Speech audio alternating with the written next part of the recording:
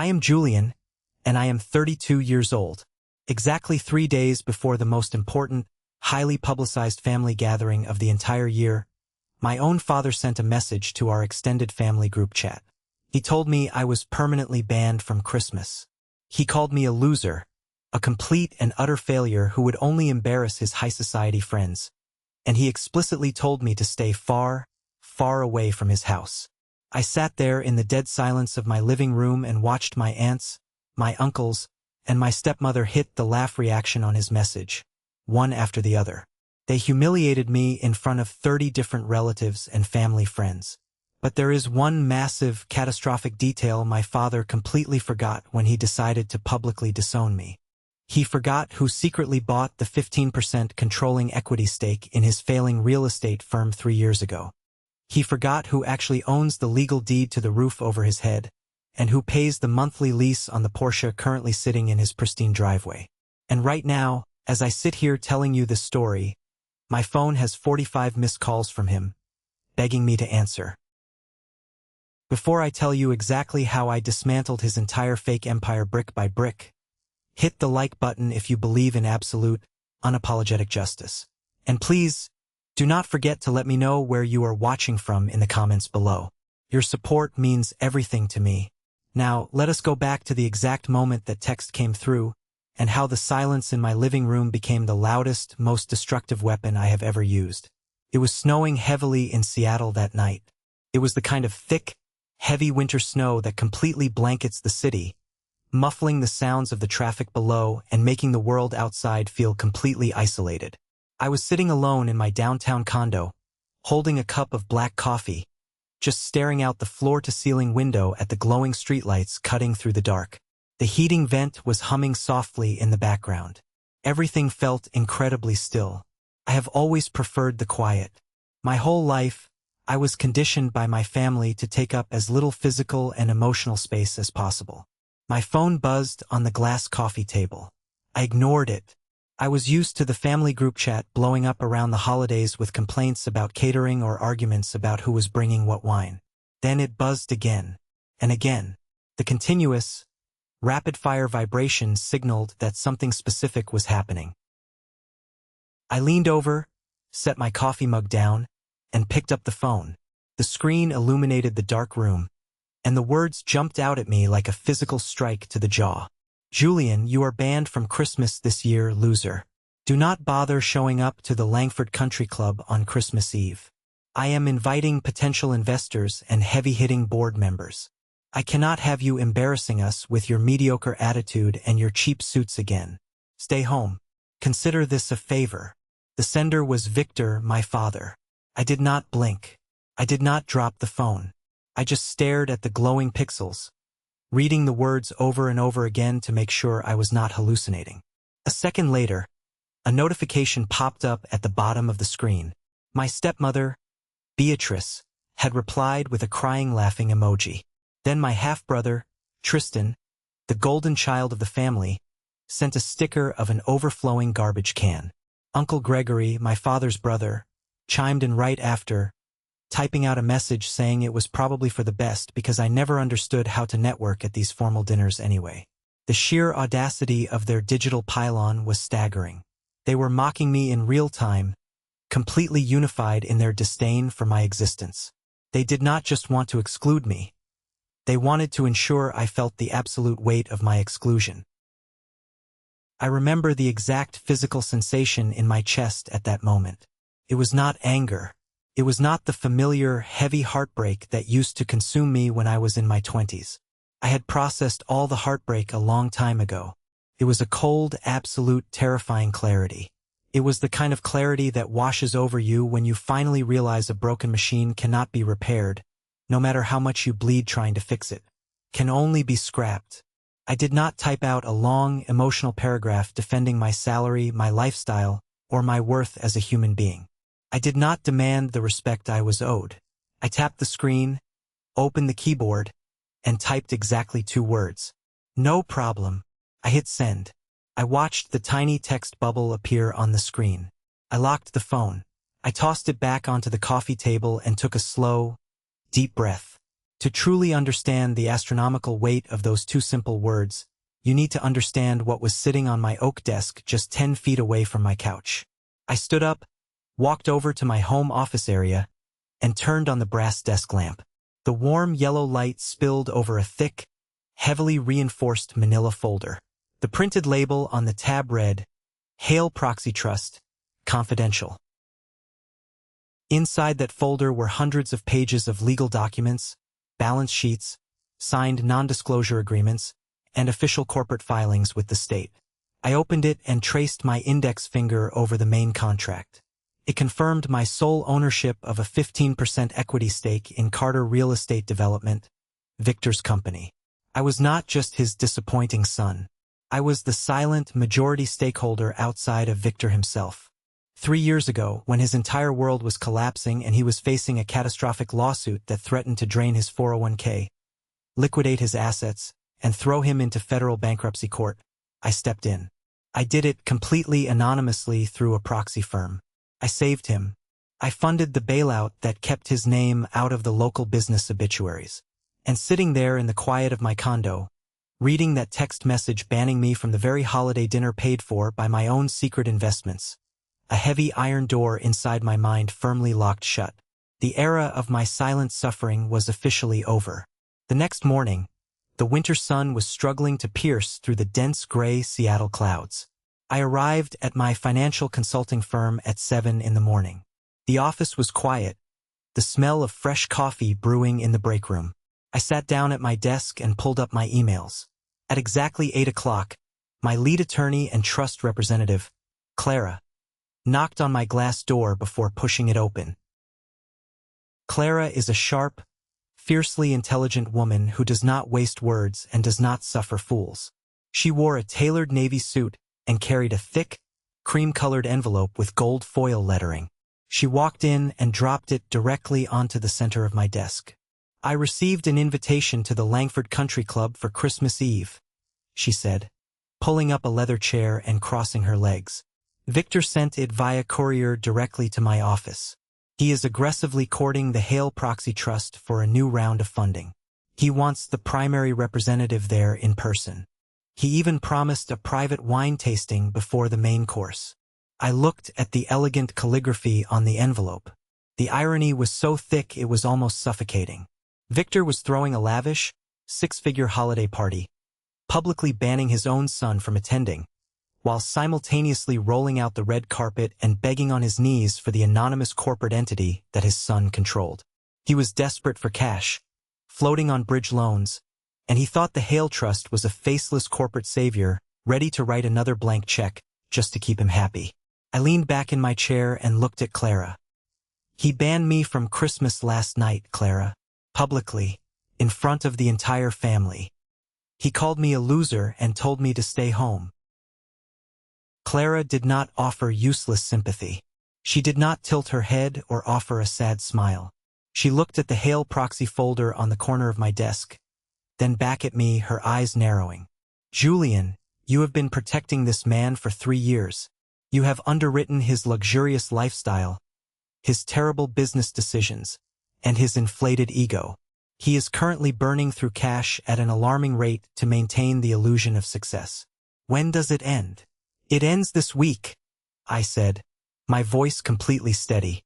"I want you to RSVP to the Langford dinner. Tell him the principal beneficiary of the trust will be attending in person. Tell him the owner is finally ready to meet him face to face to discuss the future of the company." Clara smiled. It was a sharp, calculating expression that sent a chill through the room. "Are you absolutely sure about this? Once you pull the pin on this grenade and walk into that country club, the family dynamic is obliterated. The press will find out. The banks will panic. There is no walking it back once the truth is out. There is no family dynamic left to preserve," I replied, sliding the gold-foiled invitation back across the desk toward her. "He wants a grand show. He wants to impress his investors. We are going to give him a show he will never, ever forget." To understand how a father and son reach the point of absolute, unspoken warfare, you have to look at the foundation of the house they built together, and the exact moment that foundation began to rot. My mother passed away when I was 12 years old. She was a quiet, practical woman who believed in hard work, saving money, and treating people with basic human decency. She was the only buffer between me and my father's overwhelming ambition. After she died, the house felt like a tomb. But Victor did not waste much time grieving. Within 18 months of her funeral, he married Beatrice. Beatrice was a woman who valued appearances above all earthly things. She thrived on status, exclusive country club memberships, and the perception of generational wealth. She moved into our home and immediately began erasing my mother's presence. The antique furniture was replaced with cold, modern pieces. The family photos were swapped out for staged, professional portraits. 2 years later, Tristan was born. From the exact moment Tristan took his first breath in the hospital, I became a ghost in my own home. Tristan was the ultimate golden child. He was loud, demanding, and constantly rewarded for simply existing. If he broke a window, it was because he was energetic. If he failed a class, it was the teacher's fault. I, on the other hand, was expected to be quiet, to stay completely out of the way, and to demand absolutely nothing. The disparity in our treatment became glaringly, painfully obvious when we reached our teenage years. When I turned 18, I was called into Victor's home office. He handed me a cheap set of luggage and coldly informed me that my college fund, the money my mother had specifically started for me, had been reallocated to support his struggling commercial real estate ventures. If I wanted a higher education, I had to figure it out entirely by myself. I did not beg. I packed my bags and moved out. I worked grueling night shifts at a massive Walmart supercenter in the next town over, stacking heavy boxes of dog food and detergent until my lower back screamed in agony. I would clock out at 2 in the morning, sit in my beat-up Honda Civic that barely had a working heater, and eat cold noodles while studying for my accounting exams. I took out massive, crippling student loans. I wore thrift store clothes that smelled like old mothballs. I built my career in financial analysis from absolute scratch, fighting tooth and nail for every single promotion, every salary increase, and every ounce of professional respect I ever got. When Tristan turned 18, the narrative was entirely different. Victor and Beatrice threw a massive, catered party at their luxurious homeowner association clubhouse. They invited 50 guests, including local politicians and business leaders. I was invited out of sheer obligation. I stood in the corner in my cheap suit, holding a plastic cup of water, watching the spectacle. In the middle of the party, Victor stood up, tapped his champagne glass, and gave a glowing speech about his youngest son. Then he handed Tristan the keys to a brand-new, cherry-red Ferrari. The crowd cheered. I stood there and watched my half-brother rev the engine of a car that cost more than my entire 4-year university tuition combined, while Victor beamed with tears of pride in his eyes. Later that night, I overheard Beatrice talking to a group of wealthy wives near the buffet table. When one of the women asked about me, Beatrice offered a tight, condescending smile. "Oh, Julian is doing his best," she sighed dramatically. "He is working some boring desk job downtown. He just doesn't have the entrepreneurial spirit or the natural drive that Tristan possesses. Some people are meant to lead and some are meant to follow, you know." I swallowed the humiliation. I always swallowed it. I thought that if I just worked harder, if I became undeniably, financially successful, Victor would finally look at me with the same unbridled pride he reserved for Tristan. 3 years ago, the illusion of Victor's real estate empire began to crack and crumble. He over-leveraged his assets on a massive commercial project downtown that completely failed to secure the necessary zoning permits. The banks panicked and began calling in their massive loans. A group of furious contractors filed a multi-million-dollar lawsuit for unpaid invoices. The company was hemorrhaging liquid cash, and Victor was weeks away from total, unrecoverable bankruptcy.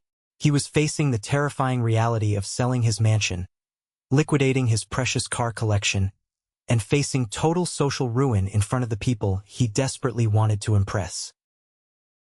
At that exact time, the inheritance my mother had left in a locked, untouchable trust for me finally matured. It was a substantial amount of money, carefully invested and grown over decades by a fiduciary. I could have bought a massive penthouse. I could have retired early and traveled the world. Instead, I sat in Clara's office and drafted a rescue plan. I created the Hale Proxy Trust. We used my funds to quietly buy out the angry contractors, settling the lawsuits out of court. Then, we purchased a 15% equity stake in Victor's company, injecting enough liquid capital to satisfy the aggressive banks and keep the business afloat. I did it strictly under the condition of absolute anonymity. I knew Victor's fragile pride would never allow him to accept a massive financial bailout from the son he considered a total failure. I wanted to save him without humiliating him. I naively, foolishly believed that once the dust settled, once the company was stable again, I could sit down with him in his office, reveal what I had done, and finally earn my rightful place at the family table. 2 months after the bailout, the company stabilized. The crisis was averted. Victor was featured in a prominent local business magazine for his miraculous recovery. I bought a copy at a newsstand and read the interview sitting alone in my kitchen. The interviewer asked Victor how he managed to navigate the catastrophic crisis and pull his company back from the brink of death. Victor laughed his booming, confident laugh. He credited his own brilliant negotiation skills, his iron will, and the unwavering, genius-level support of his son, Tristan. He explicitly stated that Tristan's innovative marketing ideas and late-night dedication kept the entire executive team motivated during their darkest hour. He did not mention me once. He did not mention the anonymous trust that actually wrote the checks. He completely rewrote history to make himself the conquering hero and Tristan his highly capable, brilliant sidekick. I threw the glossy magazine in the kitchen trash can. That was the day I finally stopped seeking his approval. That was the day I realized that family love is not a transaction you can fund, and respect cannot be bought from people who view you as fundamentally worthless. Fast forward to the present day, 3 days before Christmas. The text banning me from the dinner was just the spark that lit the fuse. The real, catastrophic explosion was currently hidden in the company's financial data. Later that afternoon, after my morning meeting with Clara, I received an encrypted email from a secure internal server at Victor's company. As the majority-minority shareholder, Clara had legally installed certain audit triggers in the company's accounting software during the initial bailout. Any transaction over a specific high-dollar threshold automatically required secondary documentation and triggered an alert. For months, the reports had been fairly standard, mostly covering routine operational costs.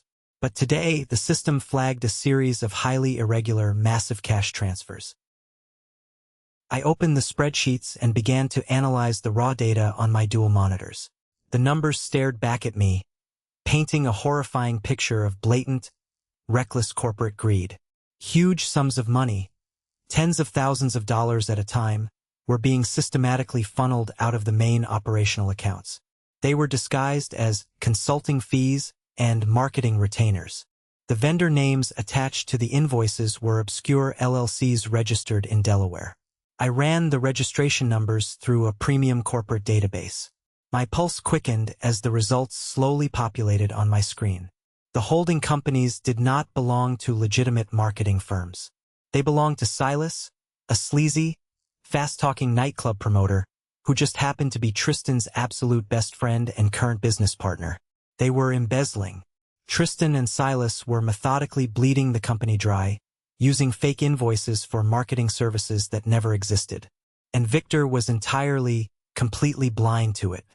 He was so desperately focused on projecting an image of immense wealth, so determined to secure more funding from the Hale Trust to fund his next vanity project, that he was ignoring the massive rot eating his company from the inside out. The realization hit me like a physical blow to the stomach. I had sacrificed my mother's legacy, the money she worked her entire life to save, to rescue a company that my half-brother was now using as his own personal ATM machine to fund his luxury lifestyle. Victor was banning me from Christmas for being a loser, while the golden son he worshipped was actively stealing the very money I had provided. I printed the documents. The pages felt incredibly heavy in my hands.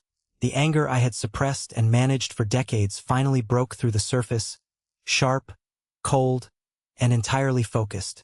I did not want a tearful apology anymore. I did not want reconciliation.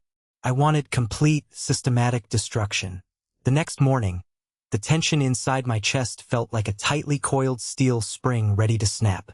I was sitting at my desk, a red pen in my hand, meticulously highlighting the fraudulent transfers on the printed spreadsheets.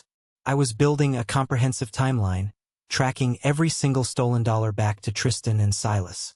I cross-referenced dates, matching the massive payouts to Tristan's extravagant Instagram posts. A new Rolex here, a weekend trip to Monaco there. The evidence was irrefutable. My office phone rang, breaking the silence. The receptionist informed me that I had a visitor in the lobby who refused to leave without speaking to me. Before I could even ask for a name, the heavy glass door to my office swung open. Uncle Gregory walked in. Gregory was a man who wore expensive, custom-tailored Italian suits and smelled overwhelmingly of Tom Ford cologne and old scotch.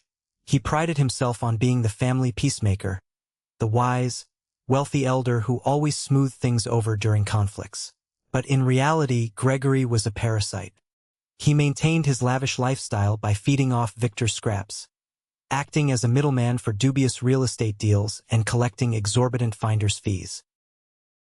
He closed the door behind him with a soft click and took a seat in the leather chair across from my desk. He crossed his legs casually, adjusting his silk tie, and offered a practiced, deeply sympathetic sigh. "Julian, my boy, I came down here as soon as I could," Gregory said, shaking his head with a look of manufactured pity. "I saw the group chat last night. Your father was entirely out of line. The language he used to describe you was completely unnecessary. I kept my face perfectly neutral. I did not move a muscle. If you genuinely thought he was out of line, Gregory, why did you agree with him in the chat?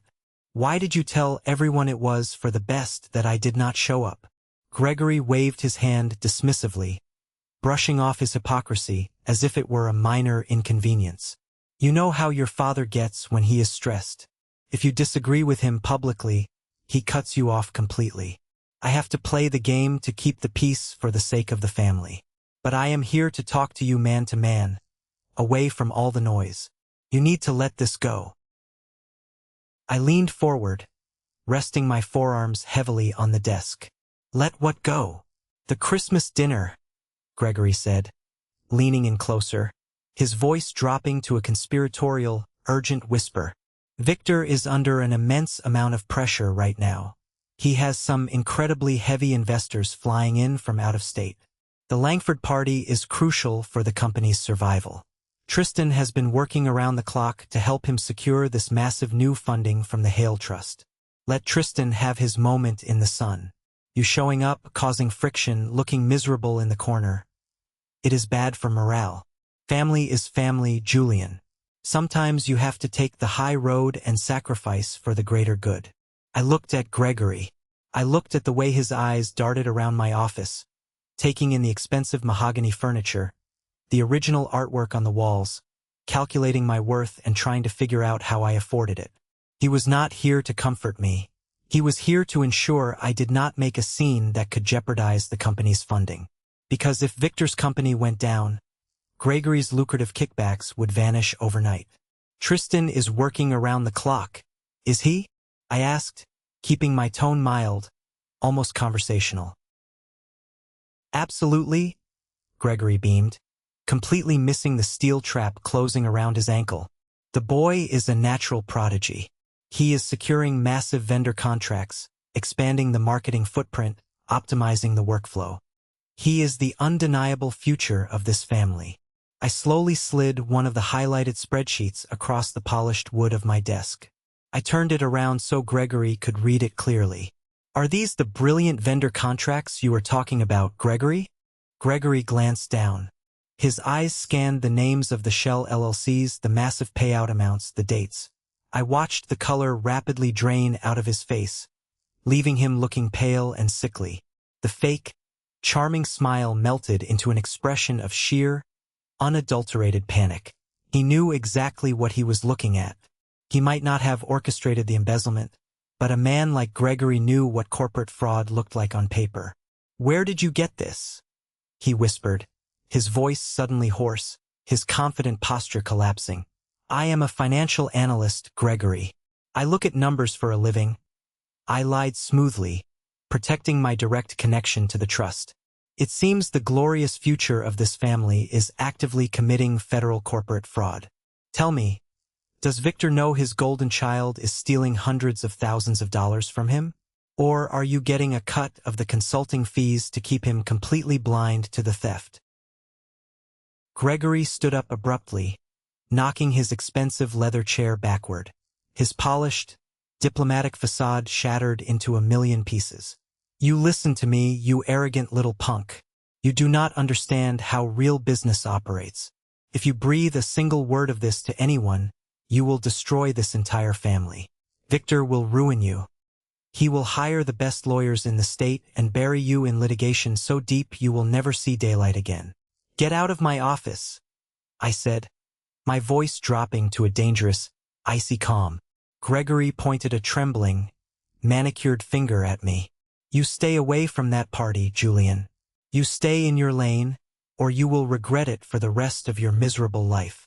He turned and practically ran out of the office, slamming the glass door behind him. I watched him go, feeling a dark, satisfying sense of power. The rats were beginning to panic on the sinking ship. But the real, devastating betrayal of the day was yet to come. An hour later, my personal cell phone rang. The caller ID showed Marcus. Marcus was my former boss, the man who had mentored me when I first entered the brutal financial sector in my early 20s. I had trusted him implicitly. A few years ago, when I was setting up the complex legal structure of the Hale Proxy Trust, I had privately consulted him on some of the legal loopholes. Because of that, he was the only living person outside of Clara who knew the true identity of the trust's wealthy benefactor. I answered the call, leaning back in my chair. Marcus, it has been a while. To what do I owe the pleasure? Julian, Marcus said, his voice slick, hurried, and dripping with forced camaraderie. We have a situation, a very lucrative situation, depending entirely on how you choose to look at it. I frowned, my senses immediately on high alert. Explain. I was having drinks at the country club last night with Victor Carter, Marcus said smoothly. He is desperate, Julian. He is practically begging the room for a financial lifeline. He mentioned the Hale Trust is sending a representative to his Christmas Eve party tomorrow. He is planning to offer a highly coveted seat on his board of directors to whoever secures the funding for him. And how exactly does this involve you? I asked, a cold knot forming in the pit of my stomach. I can smooth the way for everyone, Marcus said, his greed evident even through the phone speaker. I can go to Victor right now and reveal the truth. I can tell him his estranged, loser son is the one actually holding the leash. But I can package it nicely. I can convince him to accept the reality, provided he gives me that board seat as a finder's fee. Think about it, Julian. I get the board seat, you get your father's respect and a seat at the table without the messy, emotional confrontation. We both win. He was extorting me. My own mentor, a man I had looked up to, was actively trying to leverage my deepest secret to secure a cushy corporate position for himself. He was willing to sell me out to a man who had banned me from his home, just to grab a slice of the pie before it all went down. I gripped the phone tightly, my knuckles turning white. You are threatening to out me to Victor before the party if I don't give you what you want. I am offering a strategic partnership, Marcus corrected, his tone dripping with fake professionalism and condescension. But yes, if you do not agree to back my play for the board seat and guarantee my position, I feel it is my ethical duty as a businessman to inform Victor who he is really dealing with. Transparency is key in business, Julian. You know that. The betrayal stung sharply, but it was quickly swallowed by a massive wave of pure, unadulterated resolve. I was entirely done being everyone's stepping stone. Marcus, I said, my voice completely devoid of emotion. Check your email. I put his call on speakerphone while my fingers flew rapidly across my keyboard. I opened a secure, encrypted file folder and drafted a new email. I attached the legal documents proving that Marcus had violated a strict, legally binding non-disclosure agreement he had signed when advising me on the trust. But I didn't stop there. I also attached the concrete evidence of several highly questionable, borderline illegal stock trades he had made years ago. Trades I had helped him clean up when I was young, naive, and desperate for his approval. I hit send. "What is this?" Marcus asked over the speaker, his voice losing its arrogant edge as I heard the click of his mouse opening the email. "That is a heavily documented, undeniable breach of confidentiality," I said, my voice slicing through the air like a scalpel. "Along with a comprehensive, airtight report of your past insider trading violations. If you speak to Victor, if you even breathe in his direction before tomorrow night, I will forward that email directly to the Securities and Exchange Commission, and I will CC every single senior partner at your current firm. You will not get a board seat, Marcus. You will get a federal indictment, a ruined reputation, and a prison sentence." Silence stretched over the line for a long, agonizing minute. I could hear his shallow, panicked breathing echoing through the speaker. "You would not do that to me?" He finally choked out, his voice trembling. "Try me," I said softly, leaning into the microphone. "You taught me how to play hardball, Marcus. Do not be surprised when I step up and swing for the fences. You are officially out of this game. Lose my number." I ended the call and blocked his contact. I sat in the quiet of my office, my heart pounding a steady, powerful rhythm against my ribs. The board was set. The traders had been effectively neutralized. There was only one crucial piece of the puzzle left to secure before I walked into the Langford Country Club and burned Victor's fake empire to the ground.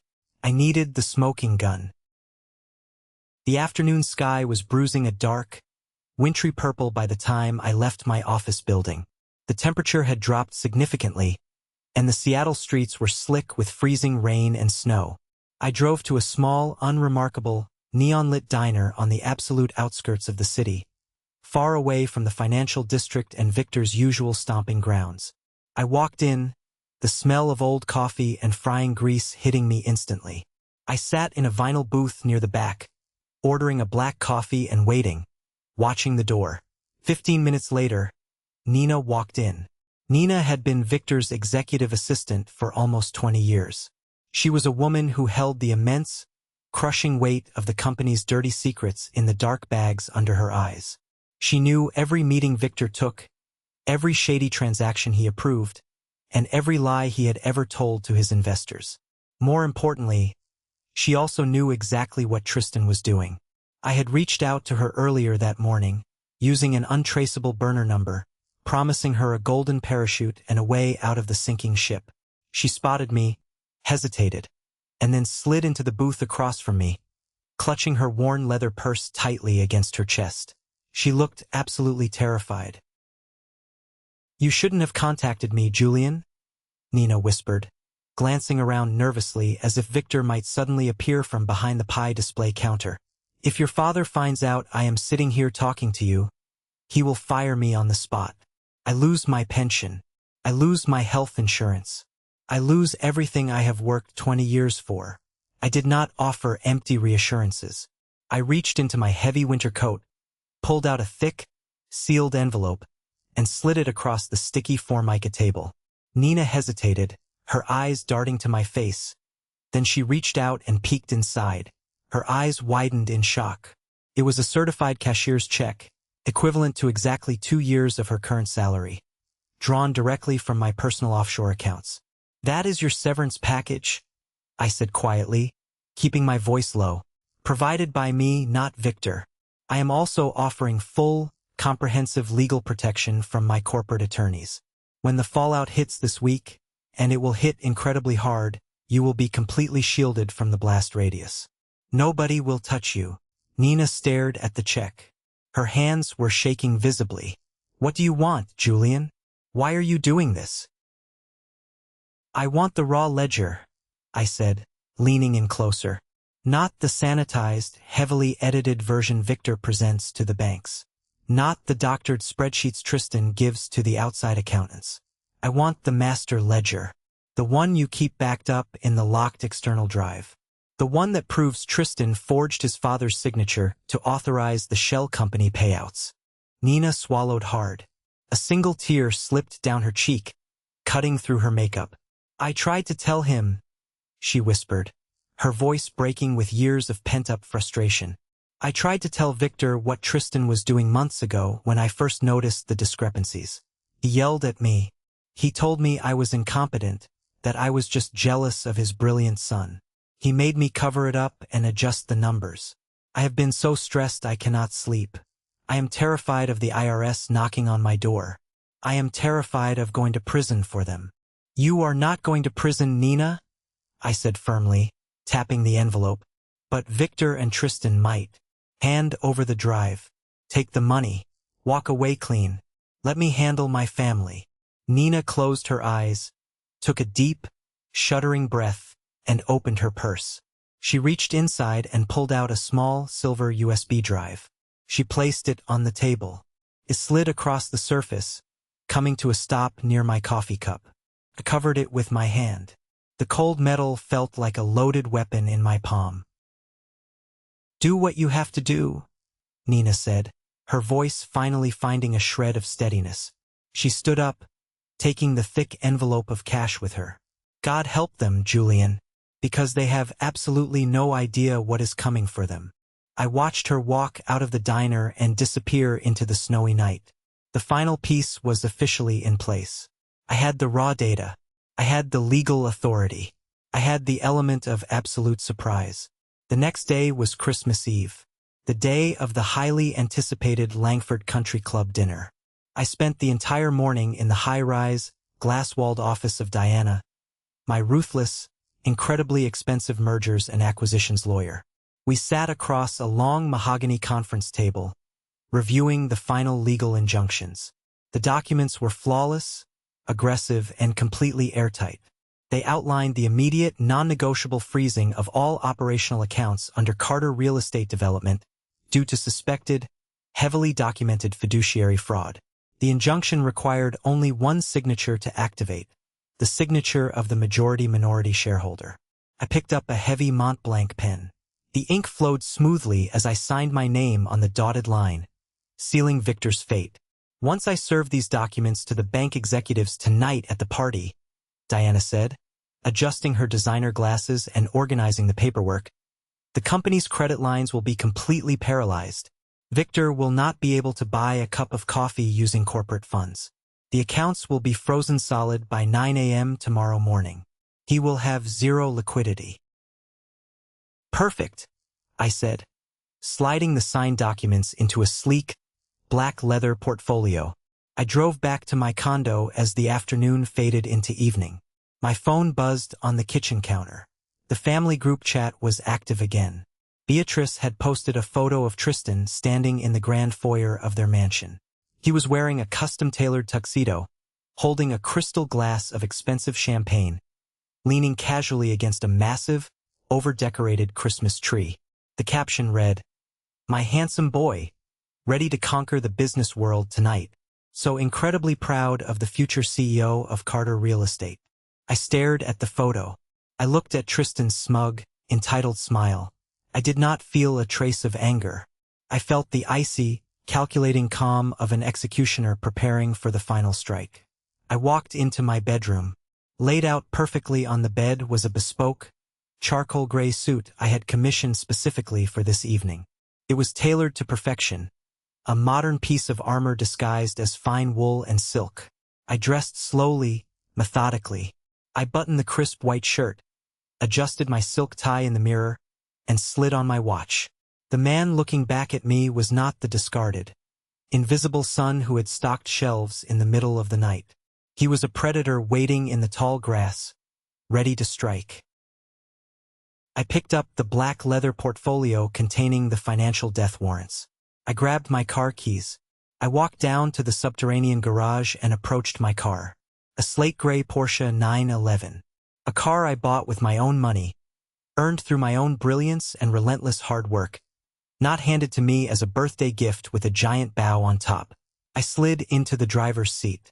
The engine roared to life, a deep, guttural sound echoing loudly off the concrete walls of the garage. I pulled out onto the street and into the dark Seattle night. The snow was falling heavily now, coating the roads in a dangerous, beautiful slick of white. The windshield wipers beat a steady, rhythmic pulse. The city lights blurred through the falling snow. I drove toward the Langford Country Club, toward the crystal chandeliers, the expensive champagne, and the decades of lies. Victor wanted a grand show. He wanted to impress the faceless, wealthy savior of his crumbling empire. He publicly banned the loser son to make room for the benefactor. I gripped the leather steering wheel until my knuckles turned white, a cold smile touching my lips. I thought about the absolute shock that would register on his face when the heavy wooden doors of that ballroom finally swung open. I was about to give my father exactly what he asked for. The benefactor was arriving, and he was bringing hell with him. The drive to the Langford Country Club felt like gliding through the center of a snow globe that someone had shaken violently and left to settle. The heavy flakes fell relentlessly, burying the city of Seattle under a thick, pristine blanket of white. It was the kind of winter storm that usually kept people indoors, huddled around their fireplaces. But tonight, for the elite of the city, the weather was just another minor inconvenience to be managed by hired help. Inside the cabin of my Porsche, the heater blasted a steady, comforting warmth, melting the ice off the edges of the windshield. My mind, however, was colder and sharper than the freezing air outside. I was hyper-focused, running through the sequence of events in my head like a chess grandmaster anticipating the final checkmate. I pulled up to the grand, sweeping entrance of the club. The Langford was an imposing, century-old structure of carved limestone and dark, varnished wood. Tonight, it was wrapped in thousands of twinkling white holiday lights that reflected off the freshly fallen snow, making the entire estate look like something out of a high-end luxury commercial. Valets in thick, uniform winter coats were sprinting back and forth across the heated circular driveway, frantically opening the doors of Mercedes-Benz sedans, Bentley coupes, and heavily tinted Range Rovers. The sheer concentration of wealth gathered in this one location was staggering. I rolled down my window and handed my keys to a young, freezing valet. He handed me a claim ticket, his breath pluming in the frigid air as he thanked me. I reached into my wallet, pulled out a crisp $100 bill, and handed it to him. I told him to keep the car parked close to the front entrance. I wouldn't be staying long. I didn't need to check my coat, and I certainly wasn't going to be staying for the dessert course. I walked up the grand stone steps and pushed open the heavy, brass-handled oak doors.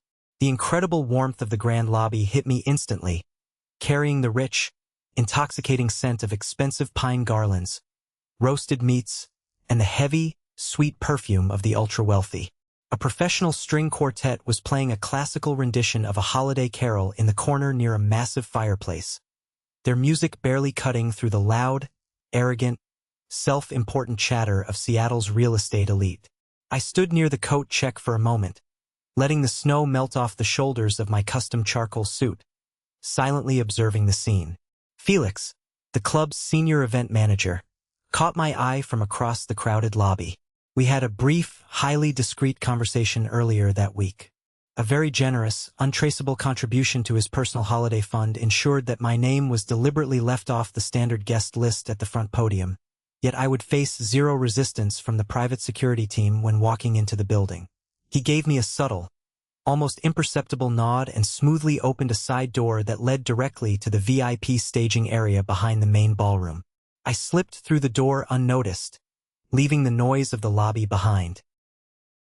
I stood in the dim shadows of the staging area, looking through the cracked double doors into the grand ballroom.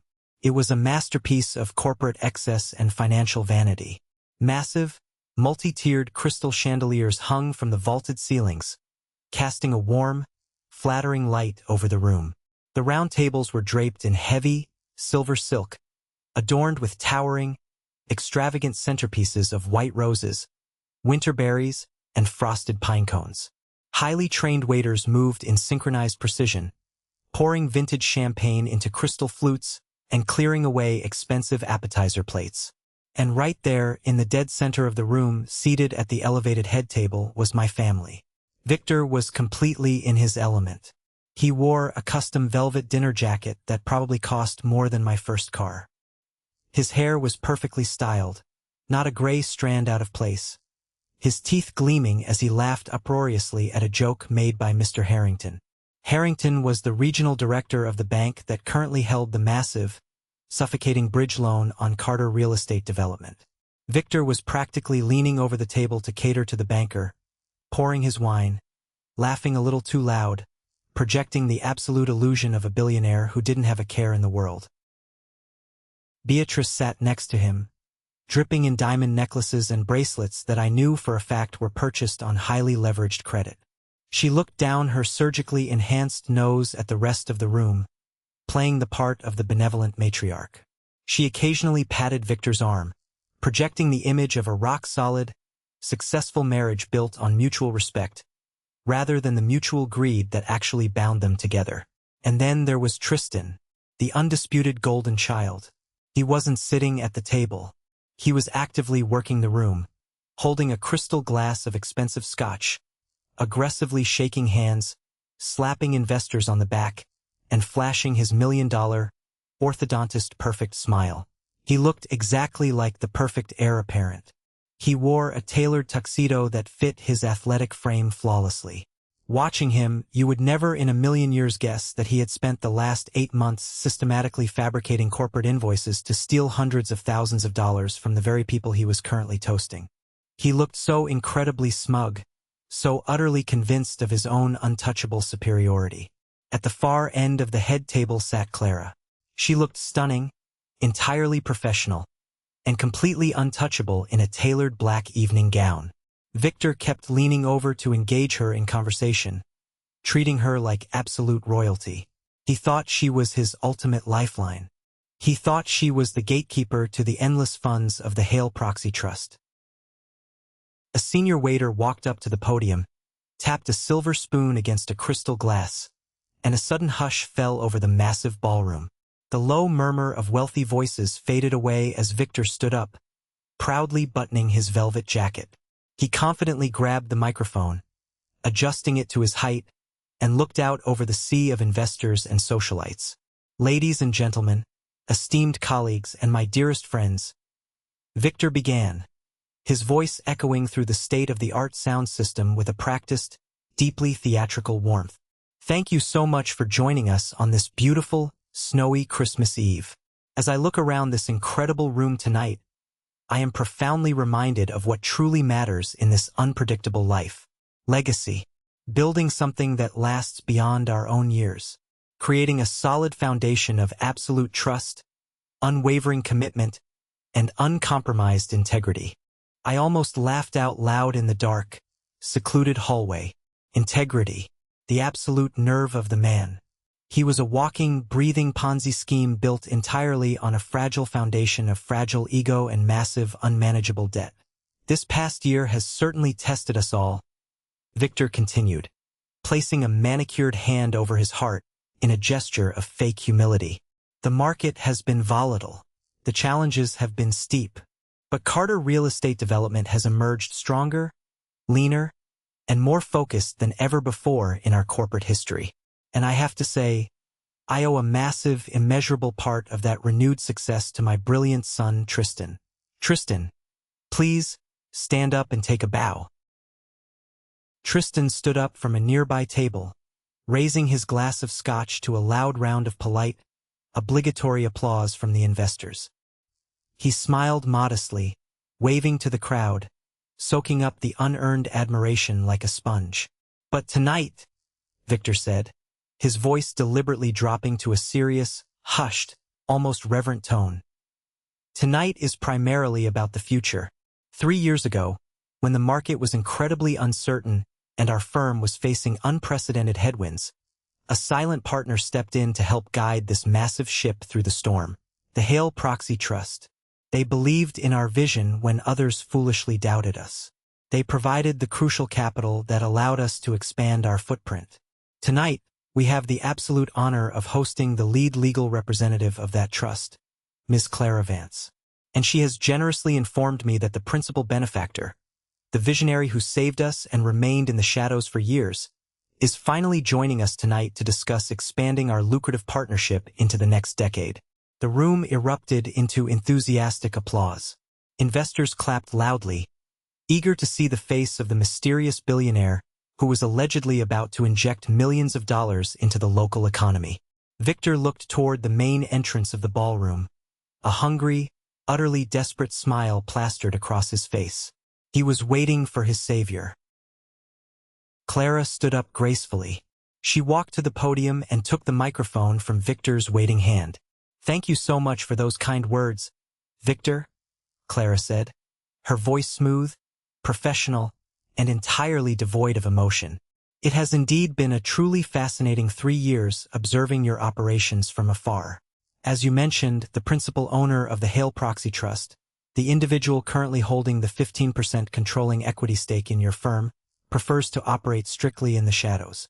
He is a private man, but recent, highly alarming developments regarding the internal management of this company required his immediate, personal intervention. He felt it was finally time to step into the light. He is here tonight." Clara turned her head and looked directly at the side double doors where I was standing in the shadows. "Ladies and gentlemen," Clara announced, her voice ringing clear as a bell, "please welcome the true majority stakeholder and the financial savior of Carter Real Estate Development." I reached out and pushed the heavy wooden doors open. I stepped out of the darkness of the staging area and walked slowly, deliberately into the harsh, brilliant, unforgiving light of the crystal chandeliers. My leather shoes clicked rhythmically on the polished hardwood floor. The string quartet abruptly stopped playing mid-note.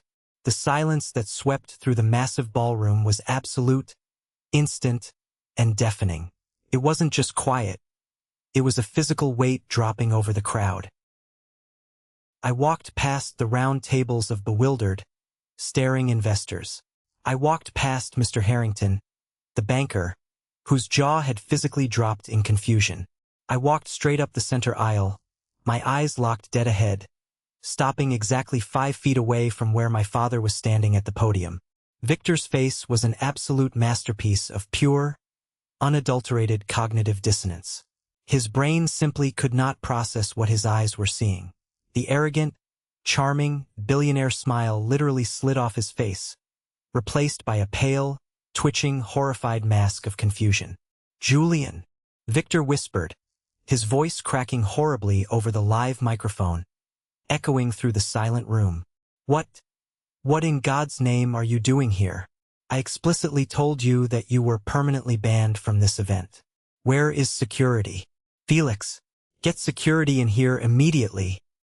He looked frantically toward the back of the room, waving his hand, but Felix had already quietly dismissed the guards to the parking lot. Nobody came to his rescue. "I received a very formal invitation, Victor," I said, my voice projecting clearly and powerfully without the need for a microphone. The acoustics of the dead-silent room carried every single syllable to the very back row. "Addressed specifically to the principal owner of the Hale Proxy Trust. It seems you were practically begging on your knees for my presence just 2 minutes ago." Beatrice stood up so fast her chair scraped loudly against the floor. Her face was flushed with furious indignation. "Julian, this is not a funny joke. You are ruining Tristan's big night. You are embarrassing this entire family. Get out of here right now before you ruin your father's business." I completely ignored her. I didn't even turn my head. I kept my eyes locked directly on Victor, watching the realization slowly, agonizingly dawn on him. 3 years ago, Victor, when you were facing a massive, career-ending lawsuit that would have liquidated everything you owned and put you in federal bankruptcy court, you were miraculously saved by an anonymous investor, I said, taking a slow step forward. You took the money. You took all the credit. You went to the local business magazines and proudly called yourself a financial genius. But you never once stopped to ask where that massive injection of liquid cash actually came from. You were too arrogant to care.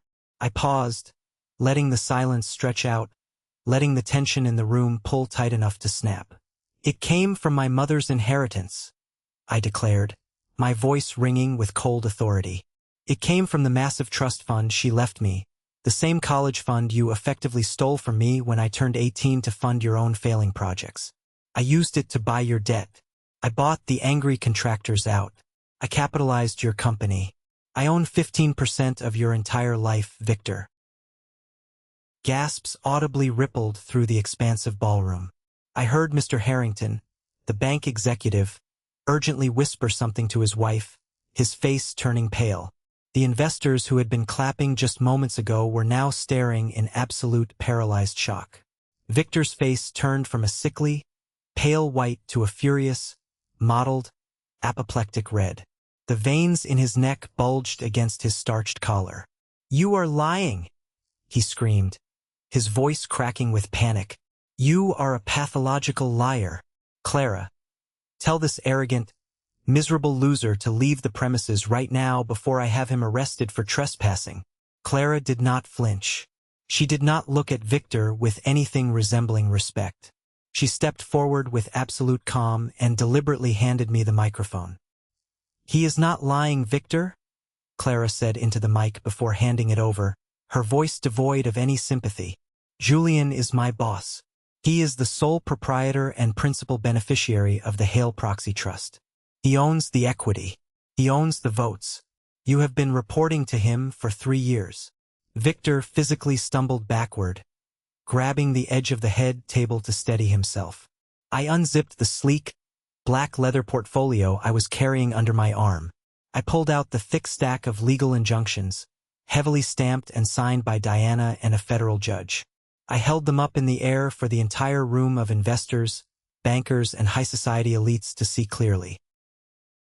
"I am not here tonight to celebrate your fictitious legacy, Victor," I said into the microphone, my voice cold, lethal, and booming through the speakers. "I am here to aggressively protect my financial investment. As of 3 hours ago, my legal team formally served these heavily documented injunctions to the federal courts. We have officially initiated a full, unannounced forensic audit of Carter Real Estate Development." I turned my head slowly, moving my gaze away from my broken father, and locked eyes directly with Tristan. He was standing frozen near the bar. He looked like he was about to physically vomit. The expensive crystal Scotch glass in his hand was trembling so violently that the amber liquid was spilling over the edges onto his custom tuxedo pants. "We found the shell companies, Tristan," I said, my voice cutting through the heavy silence of the ballroom like a surgical scalpel. "We found the fake Delaware LLCs. We found the fraudulent consulting fees you and Silas have been using to systematically siphon hundreds of thousands of dollars out of the company's operational accounts. We know you used corporate funds to pay for your luxury weekend trips to Monaco, your designer watches, and your nightclub ventures. You aren't a business prodigy, Tristan. You aren't the golden boy. You are a common, pathetic thief." Tristan's fingers went entirely numb. He dropped his glass. It shattered violently on the polished hardwood floor, the sound echoing like a gunshot. He stared at me, his mouth opening and closing silently, completely unable to formulate a single word of defense. Victor whipped his head around to look at Tristan, then looked back at me, his carefully constructed reality entirely fracturing into a million irreparable pieces. No, that is absolutely impossible. You are making this up because you are jealous. You have always been insanely jealous of him. Tristan would never do that to me. I have the master ledger, Victor," I said, dropping the absolute nuclear bomb that obliterated any lingering hope he had left. "Nina handed it to me personally yesterday afternoon. Every single forged signature, every unauthorized wire transfer, every doctored spreadsheet. It is all meticulously documented, time-stamped, and currently sitting on the desk of a federal prosecutor." I walked forward, closing the distance, and slapped the thick stack of legal injunctions directly onto Victor's chest. He stumbled backward again, instinctively clutching the heavy papers against his velvet jacket as if they were physically burning him. "Read the front page, Victor," I commanded, my voice echoing with absolute authority. "Read it." He looked down, his eyes darting frantically, scanning the bold, terrifying legal print outlining the immediate seizure of corporate control. "Effective immediately," I announced to the room, turning my body to look directly at the bank executive, Mr. Harrington, who was already pulling his cell phone out of his pocket. "All operational accounts, active credit lines, and corporate assets tied to Carter real estate development are officially frozen solid pending a massive federal investigation. You cannot write a single check, Victor. You cannot pay your executive staff. You cannot even pay the catering bill for this lavish, ego-driven party tonight. Your fake empire is completely, irreversibly dead. The ballroom erupted into absolute chaos. Investors were standing up, shouting questions. Wives were grabbing their designer coats. Mr. Harrington was already power-walking toward the exit, barking orders into his phone to his risk management team. The illusion of wealth had been shattered, and the rats were violently fleeing the sinking ship. Victor looked up at me, his eyes wide with a level of pure, unadulterated terror I had never seen before in my entire life. The powerful, abusive, tyrannical father who had mocked me in a group chat and banned me from Christmas just days ago was entirely gone. In his place was a broken, panicked, hyperventilating old man realizing he was about to lose everything he valued. "Julian, please," Victor choked out, dropping the microphone to the table and grabbing my forearm. His grip was weak, trembling. "We are family. You cannot do this to your own family. Let's go into the back VIP room. We can sit down. We can talk about this like men. We can fix this with the lawyers in the morning. I'll give you a board seat. I'll give you whatever you want. Just, please, I am begging you, do not do this in front of all these people." I looked down at his trembling hand on my sleeve. I looked at the man who had treated me like disposable garbage for 30 years. I looked at the father who had stolen my mother's money, funded a thief, and called me a loser to impress strangers. I easily shrugged his hand off my arm. "You sent a text to the entire family calling me a loser, Victor. You explicitly told me I was banned from Christmas. You ordered me to stay home," I said, leaning in close so only he could hear the final, killing blow over the chaotic noise of the panicked room. I replied, "No problem. I absolutely meant it. Consider this my early Christmas gift to you. Enjoy the federal bankruptcy court." I turned my back on him. I didn't look at Beatrice, who was currently sobbing hysterically into a napkin. I didn't look at Tristan, who had slumped into a chair, looking catatonic. I walked down the center aisle of the ballroom, exactly the way I came in. The crowd of wealthy elites parted for me like the Red Sea, shrinking back as I passed. Nobody dared to say a single word to me. The freezing night air hit my face like a shock to the system as I walked out of the Langford Country Club, and it felt like breathing for the very first time in my entire adult life. The valet brought my Porsche around immediately, not daring to make eye contact. I slid into the driver's seat, the heavy thud of the car door shutting out the incredible chaos I had just unleashed inside. As I drove down the long, winding, snow-covered driveway, I glanced in my rearview mirror. I could see the flashing lights of multiple security golf carts rushing toward the front entrance. The panic had officially set in. The house of cards had collapsed. I threw my phone onto the passenger seat. Almost immediately, the screen lit up with a brilliant glow. It was a call from Victor. I let it ring. A minute later, it rang again. Then came a frantic call from Beatrice. Then Tristan. Then Uncle Gregory, who must have just heard the news from one of his investor buddies. The screen flashed relentlessly, a strobe light illuminating the dark cabin of the car. 45 missed calls in the span of the 1-hour drive back to my downtown condo. They were frantic, desperate, crying, leaving unhinged voicemails that I didn't even bother to listen to. The power dynamic had shifted so violently, so utterly, that they were entirely unmoored, drowning in the terrifying reality of their own actions. I walked into my condo, took off my suit jacket, poured myself a glass of water, and looked out at the falling snow. I slept perfectly that night. It was the deep, restorative, dreamless sleep of a man who had finally put down a massive, crushing burden he had been carrying for over 20 years. Let's pause for a moment. Thank you for staying with me this far. You're truly amazing. Please help me by liking the video and commenting the number 1 below so I know you've been here with me until this point. This not only helps more people discover this story, but also lets me know that my experiences mean something to someone. Your support is the greatest motivation for me to keep sharing the rest of this journey. The next morning, Christmas Day, the winter sun was incredibly bright and harsh, reflecting blindingly off the fresh snow covering the Seattle streets. There were no presents waiting for me under a tree, no forced family dinners to attend. It was exactly how I wanted it. I arrived at my office at 8 a.m. Clara and Diana were already sitting in the main conference room, drinking coffee and aggressively managing the massive legal fallout. The bank, terrified of the SEC, had executed the total financial freeze at exactly 7 a.m. Carter Real Estate was entirely paralyzed. Checks were bouncing. Credit cards were declining. At 9:15 a.m., the receptionist buzzed my desk. Her voice was tight and strained. "Julian, your father is in the lobby. He looks terrible. He doesn't have an appointment, but he is demanding to see you. I can call building security to have him escorted out if you want." "No," I said smoothly, leaning back in my chair. "Send him in." The heavy glass door opened, and Victor slowly walked in. I almost didn't recognize him. The immaculately groomed, arrogant, booming titan of industry from the night before was entirely gone. He looked like he had aged a full decade overnight. His suit was wrinkled and stained. His tie was loose and crooked, and the heavy bags under his bloodshot eyes were dark purple. He looked incredibly small. He looked defeated. He didn't yell. He didn't puff out his chest or threaten me with a massive lawsuit.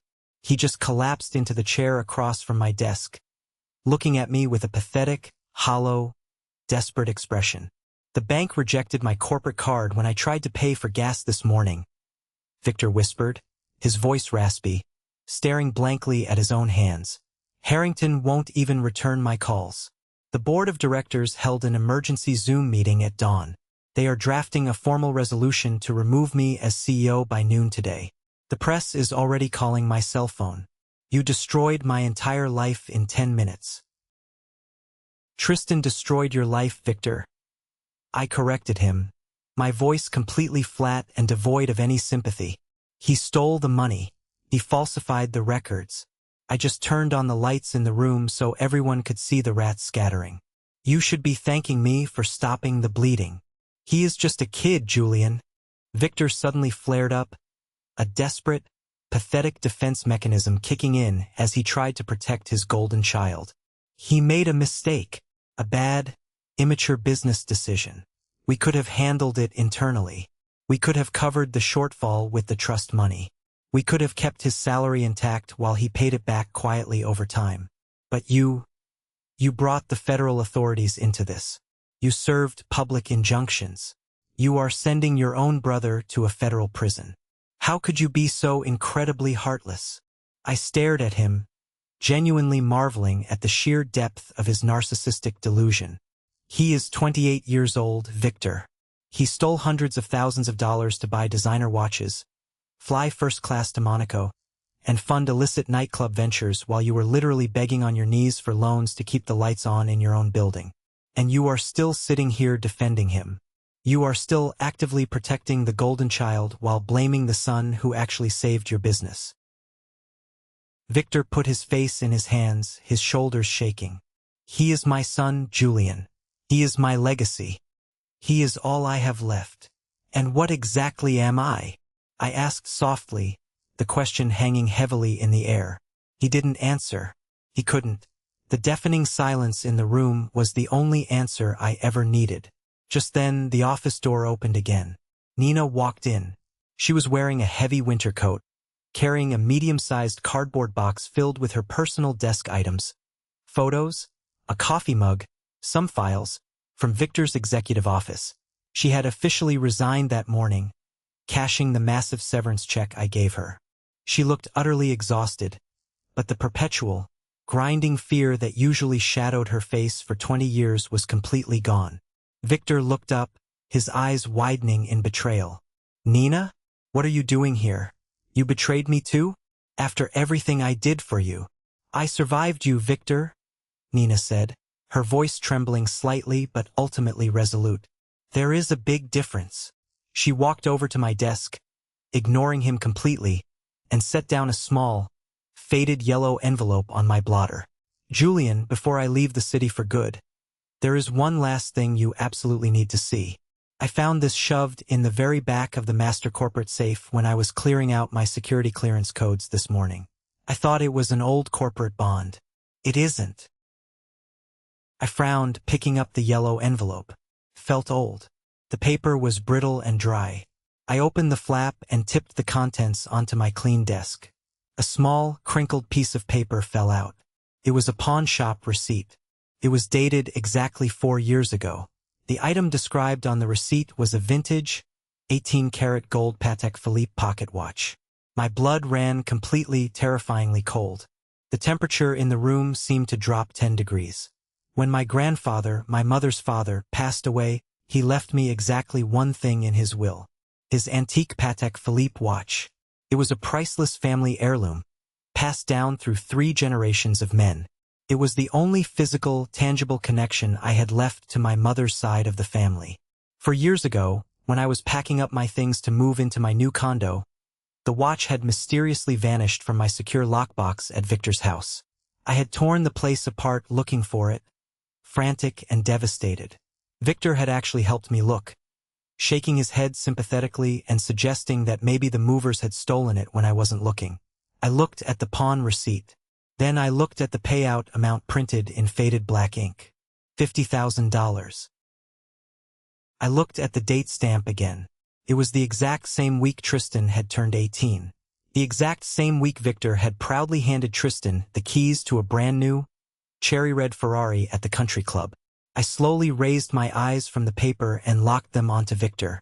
The air in the room became so dense and heavy it was hard to breathe. "You stole it?" I whispered, the words tasting like bitter ash in my mouth. Victor shrank back into his leather chair, his face turning a sickening, ashen gray. He couldn't even make eye contact with me. He stared at the carpet. "Julian, I can explain. Please let me explain." The business was incredibly tight that month. The cash flow was severely restricted by the banks. I had promised Tristan that car for years if he got into a good college. I needed the liquid cash for the massive down payment. I was going to buy the watch back. I swear to God on your mother's grave The interest rates on the pawn ticket got away from me, and the ticket expired before I could get the funds. He pawned my grandfather's watch, my sacred inheritance, the absolute only piece of my dead mother's family I had left in the world, to secretly fund the down payment for his golden child's luxury sports car.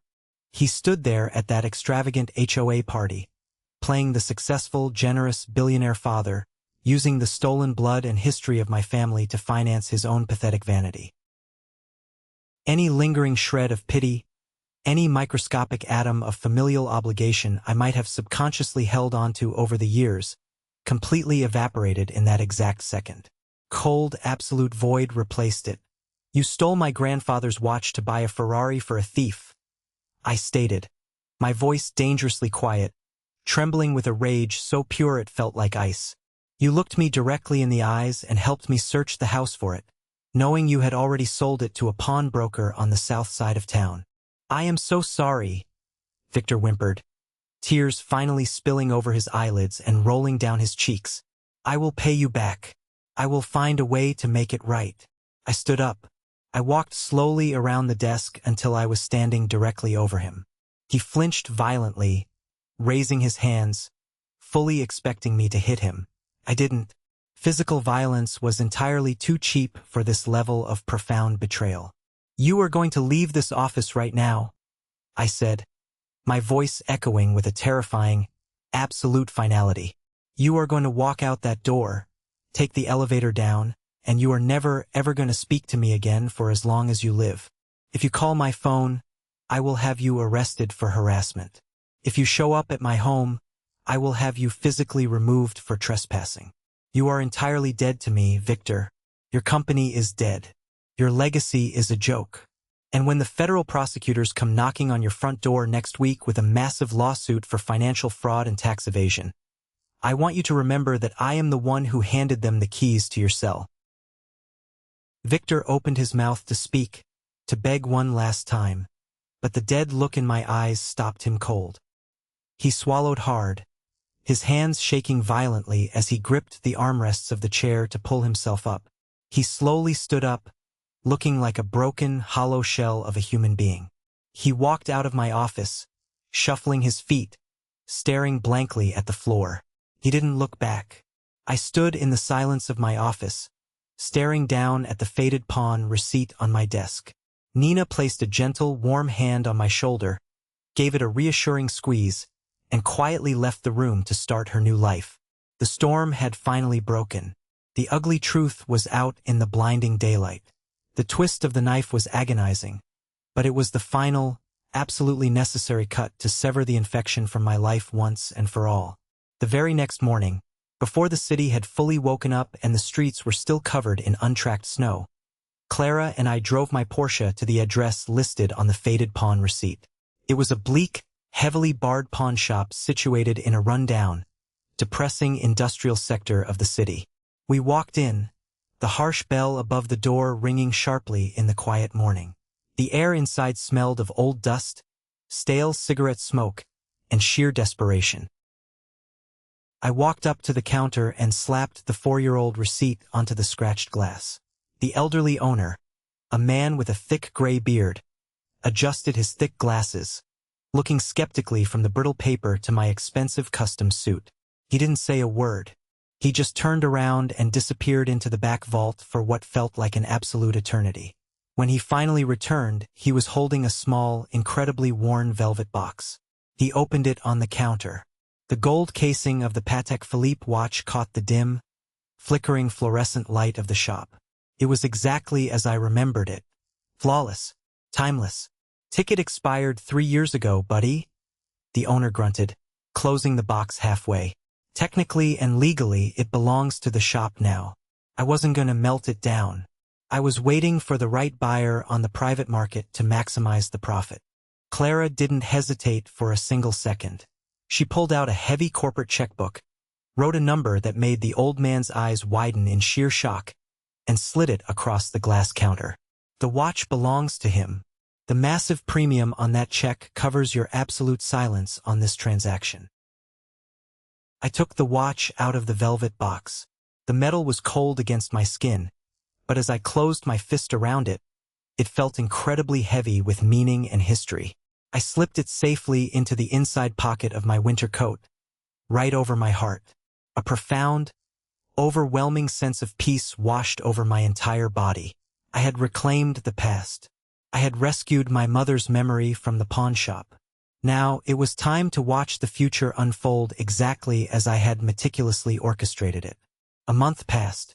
The time skip felt like watching a rapid-fire movie montage of legal chaos and total corporate destruction. The forensic audit ordered by the federal courts was brutal, swift, and entirely transparent. The federal authorities ripped through Carter Real Estate's books like an F5 hurricane tearing through a trailer park. The embezzlement was so blatantly obvious, so incredibly poorly hidden by Tristan and Silas, that the prosecutors didn't even have to work hard to build their rock-solid case. The real, spectacular collapse, however, did not happen in the polished boardroom. It happened in the cold, sterile environment of a federal interrogation room. When Tristan was officially brought in for questioning by the FBI, facing the terrifying, concrete reality of federal prison, total asset forfeiture, and a ruined life, his supposed undying loyalty to his beloved parents evaporated in roughly 10 seconds flat. The golden child, the beloved, pampered heir who could do absolutely no wrong, immediately threw Victor and Beatrice directly under the bus to save his own skin. Tristan handed his highly paid, aggressive defense lawyer a series of secretly recorded voice memos and encrypted text messages. In a desperate, pathetic bid for a plea deal and reduced sentencing, Tristan officially claimed that Victor had actively encouraged the embezzlement to artificially inflate the company's marketing expenses for massive tax write-offs. Furthermore, he claimed Beatrice had actively demanded cuts of the stolen money to fund her lavish country club lifestyle and pay off her secret credit card debts. He painted himself to the authorities as a naive, pressured, innocent young man acting solely under the tyrannical, abusive orders of his manipulative parents. It was an absolute, unmitigated bloodbath. The family tore itself apart with the viciousness of starving wolves fighting over a scrap of meat. Victor was formally indicted for corporate fraud, tax evasion, and federal conspiracy. His assets were completely frozen by the government. The massive mansion in the suburbs was seized by the bank for foreclosure. Beatrice, facing the sudden, terrifying reality of absolute poverty and massive public humiliation among her socialite friends, immediately filed for a vicious divorce. She aggressively demanded alimony from a man who no longer had a single dime to his name. She publicly accused Victor of ruining her life in the tabloids and threatened to sue him for emotional distress. Tristan, despite his eager cooperation with the feds, was still facing significant mandatory jail time for wire fraud.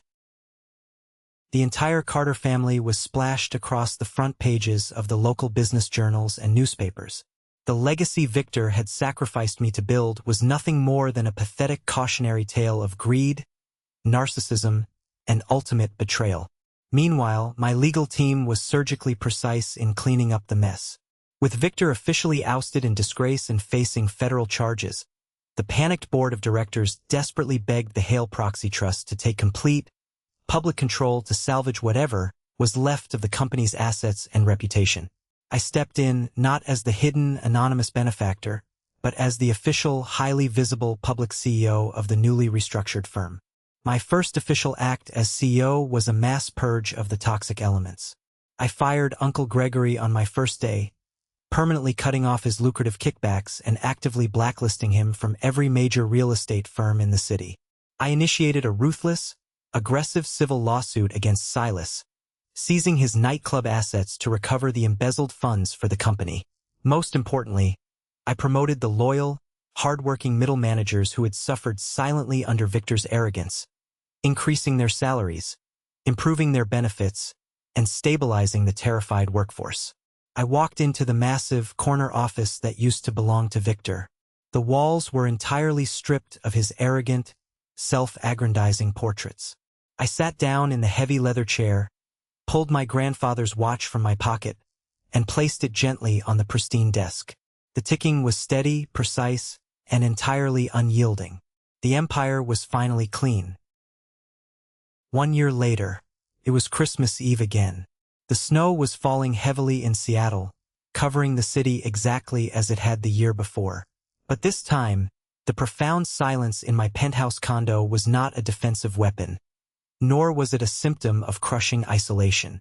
It was a profound, deeply earned peace. I was standing in my modern kitchen, pouring a glass of expensive red wine, looking out over the glittering, snowy skyline. The company was thriving under my leadership.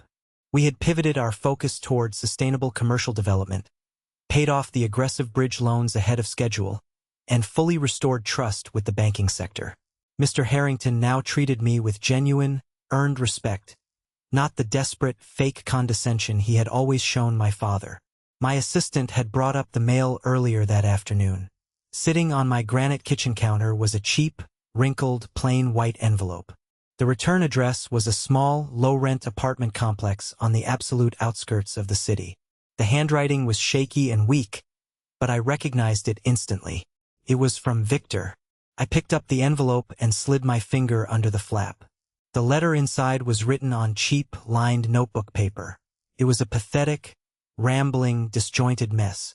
Victor wrote extensively about how incredibly hard the last year had been for him. He complained bitterly about the brutal divorce proceedings with Beatrice, detailing how the lawyers had stripped him down to absolutely nothing. He whined about his rapidly failing health and how Tristan entirely refused to speak to him or answer his letters from the minimum security facility where he was currently serving his 3-year sentence. And then, right there in the final paragraph, came the inevitable, entirely predictable hook. He asked if we could meet for a cup of coffee. He said it was Christmas, a time for deep forgiveness, a time for fractured families to heal and come together. He said he was a changed man and was ready to move past our minor differences. I read the words and I felt absolutely nothing. No lingering anger, no sudden pity, no desperate, childhood desire for his validation. The man who wrote this pathetic letter was a total stranger to me. I didn't tear the letter up in a fit of dramatic rage. I didn't sit down and write a scathing, hateful reply to put him in his place. I simply walked over to the modern gas fireplace in the center of my living room. I hit the switch, watching the blue and orange heat flicker to life behind the glass. I dropped the letter and the envelope directly into the fire. I stood there, taking a sip of my wine, and watched the cheap paper curl, turn brown, and disintegrate into fine gray ash. It was the final, definitive closure I needed. Society constantly pushes this incredibly toxic, romanticized narrative that blood is thicker than water. We are deeply conditioned from birth to believe that because we share DNA with someone, we are eternally, morally obligated to absorb their abuse, their manipulation, and their endless betrayal. We are told by well-meaning people to just keep the peace at Thanksgiving dinners, to swallow our pride at family events, and to continuously forgive people who are not actually sorry, all in the sacred name of family. But true family is not a biological accident. True family is built on a solid foundation of mutual respect, unconditional support, and fundamental honesty. If someone requires you to constantly shrink yourself, to hide your success, or to sacrifice your own mental health and financial stability just to make them feel comfortable and superior, they are not your family. They are a parasite. Setting firm boundaries is not an act of cruelty. Walking away from toxic parents, abusive siblings, or manipulative relatives is not a moral failure. It is an act of profound, necessary self-preservation. It is the brave, terrifying, but ultimately necessary step of reclaiming your own narrative and aggressively protecting your own peace. I had spent my entire life trying to buy a seat at a table where I was never truly wanted. The moment I finally realized I had the power, the intellect, and the means to build my own table, everything changed. I stopped waiting for an apology that was never going to come, and I started building a life that I was fiercely, unapologetically proud of. The text banning me from Christmas was meant to break me. It was meant to be the ultimate, humiliating punishment for my failure to conform to their toxic, fake reality. Instead, it was the absolute greatest gift my father ever gave me. It was the key that unlocked my cage and set me free. So, to anyone out there watching this video right now, anyone who is sitting alone during the holidays because they finally had the courage to say enough to a toxic family dynamic, I see you. I understand you. Your peace is worth infinitely more than their comfort. Your success is yours to own, and your life is yours to live. Do not ever let anyone, especially people who share your last name, make you feel guilty for simply surviving and choosing yourself. Have you ever faced something similar with your own family? Have you ever had to draw a hard, unforgiving line in the sand and walk away from the people who were supposed to love you unconditionally? Share your story in the comments below. Let this community be a place of support, understanding, and validation for those who need it most. And please, don't forget to like and subscribe so you don't miss the next journey. Stay strong, protect your peace, and always remember that the absolute best revenge is simply living a beautiful, successful life that they can no longer touch.